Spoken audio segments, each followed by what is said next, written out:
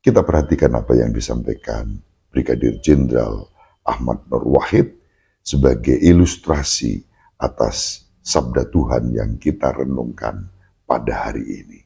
Wajar kan kalau orang bingung kenapa negara kita belum konflik. Makanya tadi karena ada Pancasila. Kemudian yang kedua saya bilang, bangsa kami insya Allah tidak akan konflik. Kenapa? Bangsa kami memiliki budaya dan kearifan lokal berupa silaturahmi dan gotong royong. Silaturahmi dan gotong royong tadi diformat dalam bentuk tradisi budaya, yasinan, kenduri, tahlilan. Makanya saya ngejek mereka, negara kalian negara maju, tapi warganya sehari nggak kerja, sehari nggak makan, seminggu nggak kerja, seminggu nggak makan. Bangsa kami seumur-umur nggak kerja, makan terus. Iya kan? Ada yasinan, tahlilan, halal bihalal, sedekah bumi. Iya. Allah telah naik.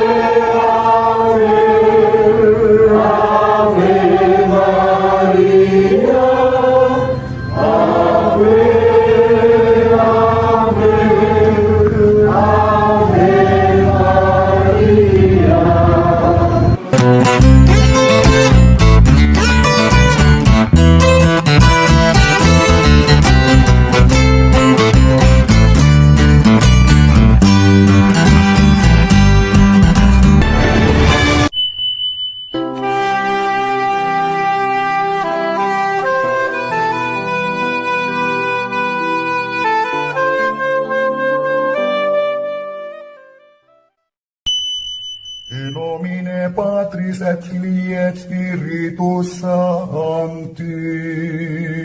Amen. Dominus vobiscum. Sahabat peradaban kasih ekologis yang terkasih, selamat berjumpa dalam renungan harian bersama saya Romo Alois Budi Purnomo PR melalui channel ini. Semoga panjenengan selalu sehat, tetap semangat tanpa sambat, dan selalu bahagia, kebahagiaan yang bersumber dari Tuhan Allah kita. Mari kita awali perjumpaan kita dengan bersatu di dalam doa. Allah Bapa yang Maha Pengasih dan Penyayang, kami bersyukur kepadamu karena segala rahmat yang Kau limpahkan kepada kami dalam dan melalui Tuhan kami Yesus Kristus. Putramu sendiri telah berdoa untuk kami jauh hari sebelum kami mengenal dan mengimaninya. Yesus Kristus telah mendoakan kami. Semoga kami senantiasa berpegang teguh pada kasih setia dan kerahiman yang telah Kau nyatakan kepada kami dalam Yesus Kristus Putramu, Juru Selamat semua orang sepanjang segala masa. Amin. Sahabat peradaban kasih ekologis yang terkasih, kita akan membaca Injil Yohanes bab 17 ayat 11b sampai 19.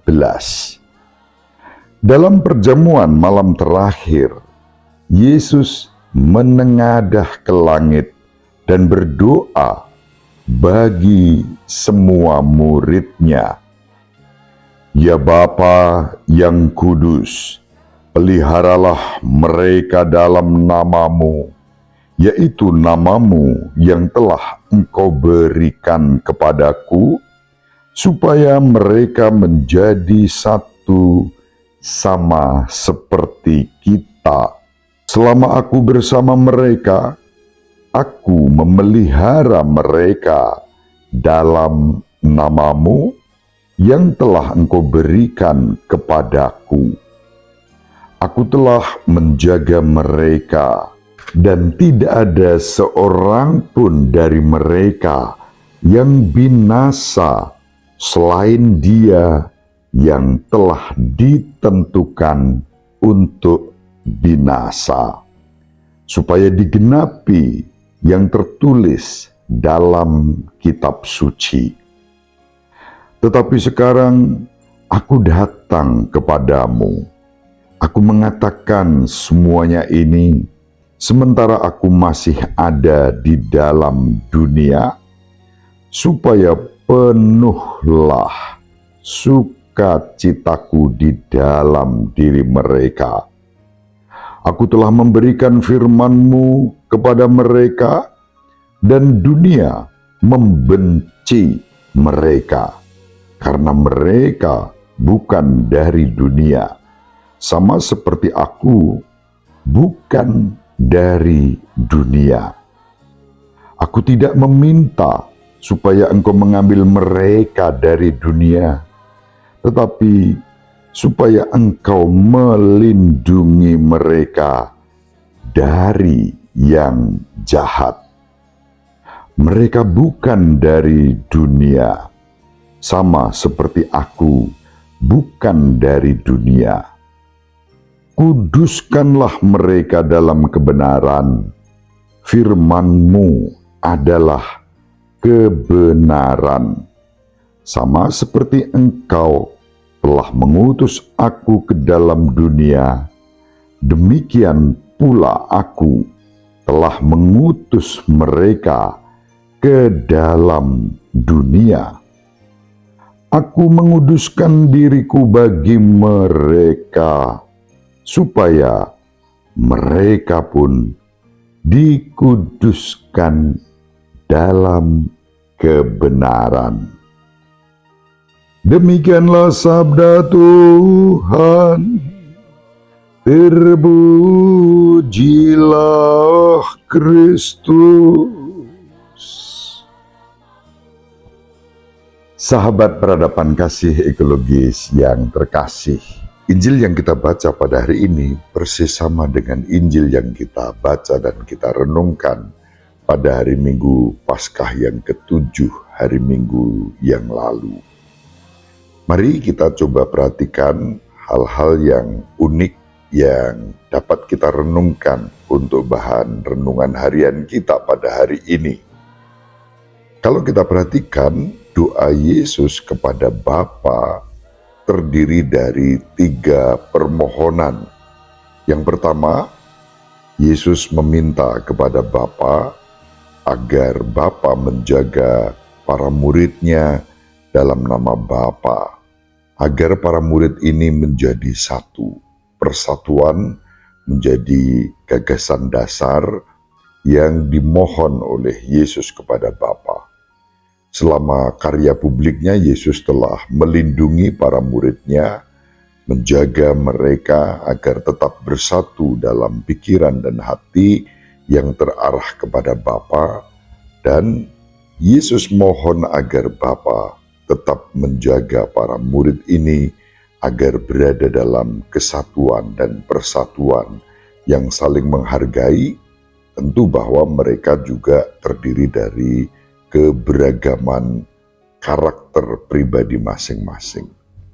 Yang kedua, Yesus mohon kepada Bapa agar menjaga para murid-Nya dari kuasa kejahatan.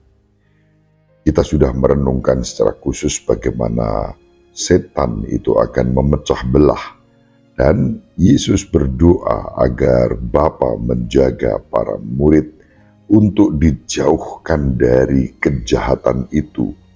Bahkan bukan hanya dijauhkan, tetapi juga dilindungi. Yesus sudah mengajar para murid untuk berdoa kepada Bapa dengan doa Bapa kami, yang salah satunya berisi satu harapan permohonan, dan janganlah masukkan kami ke dalam pencobaan, tetapi bebaskanlah kami dari yang jahat. Kita berdoa dalam doa Bapa kami dengan permohonan tersebut, dan doa itu juga menjadi isi dari doa Yesus sendiri kepada Bapa.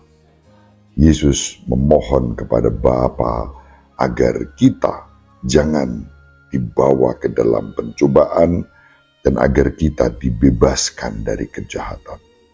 Kedua permohonan ini tentu mengandaikan bahwa ada kekuatan-kekuatan kejahatan yang bisa memecah belah, menghancurkan, dan melemahkan iman para murid, iman kita semua.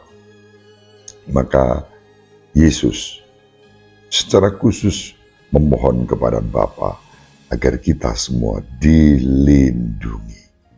Dalam permohonan untuk dibebaskan dari kuasa kejahatan, kita pada akhirnya memohon hadirnya kerajaan Allah di dalam kehidupan kita, yakni kesatuan dengan kehendak-Nya dan pengudusan namanya, agar nama Bapa dimuliakan.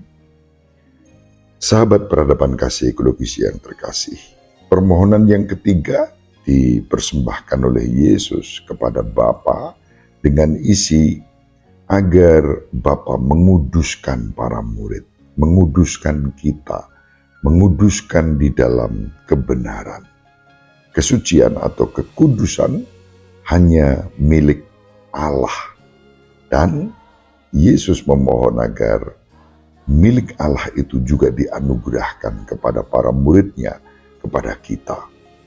Menguduskan berarti menyerahkan kehidupan ini hanya kepada Bapa, kepada Allah. Karena segala sesuatu yang berasal dari Allah adalah kudus. Karena itu kita juga disucikan, dipersembahkan kepada Bapa. Dan karena itu lalu kita hidup dalam kemanfaatan, kebergunaan, menjadi berkat bagi orang lain, bagi sesama kita, bagi alam semesta. Sahabat peradaban kasih ekologis yang terkasih, tentu bukan suatu kebetulan, tetapi bagi saya ini menjadi penyelenggaraan Tuhan, bahwa perjumpaan saya dengan Gus Fuad, dengan Brigadir Jenderal Ahmad Nur Wahid sebagai Direktur Badan Nasional Penanggulangan dan Pencegahan Terorisme membuat pikiran-pikiran kita dicerahkan. Perjuangan Brigadir Jenderal Ahmad Nur Wahid untuk mencegah, menangkal terorisme yang bisa muncul dalam situasi apapun dan dari kelompok manapun sungguh luar biasa. Dan dalam dialog kebangsaan di Pondok Pesantren Raudatul Fatihah, Pondok Pesantren Gus Fuad, itu sungguh memberikan inspirasi bagaimana kita diajak untuk selalu bersyukur. Dalam perspektif Islami diajarkan hal yang sama, bahwa kita memiliki Allah yang baik, yang bahkan menjamin kesejahteraan hidup kita sebagai umatnya. Maka kita diajak untuk terus menjadi berkat secara konkret, dan ini mungkin tidak pernah kita pikirkan. Apa yang disampaikan oleh Brigadir Jenderal Polisi Ahmad Nur Wahid bagi saya sungguh-sungguh sangat inspiratif, ya, ketika menggambarkan bahwa kita sebagai bangsa harus tetap rukun bersatu, tidak boleh terus-menerus konflik, karena banyak kelompok di luar sana mengendaki agar bangsa ini hancur. Bangsa ini laksana surga, tanah surga yang dianugerahi keberagaman, kekayaan alam, kekayaan bahasa, kekayaan budaya yang dahsyat, ya. Dan itu harus dijaga melalui Pancasila, tetapi juga silaturahim. Ternyata silaturahim juga menjadi sumber untuk berkat satu terhadap yang lain di antara mereka yang bersilaturahmi sebagai bagian dari tradisi budaya bangsa kita. Kita perhatikan apa yang disampaikan Brigadir Jenderal Ahmad Nur Wahid sebagai ilustrasi atas sabda Tuhan yang kita renungkan pada hari ini. Wajar kan kalau orang bingung kenapa negara kita belum konflik. Makanya tadi karena ada Pancasila. Kemudian yang kedua saya bilang, bangsa kami insya Allah tidak akan konflik. Kenapa? Bangsa kami memiliki budaya dan kearifan lokal berupa silaturahmi dan gotong royong. Silaturahmi dan gotong royong tadi diformat dalam bentuk tradisi budaya, yasinan, kenduri, tahlilan. Makanya saya ngejek mereka, negara kalian negara maju. Tapi warganya sehari nggak kerja, sehari nggak makan. Seminggu nggak kerja, seminggu nggak makan. Bangsa kami seumur-umur nggak kerja, makan terus. Iya kan? Ada yasinan, tahlilan, halal bihalal, sedekah bumi. Iya. Semoga bermanfaat. Ibu Maria selalu mendoakan kita, Bapak Yusuf merestui kita dengan keheningannya.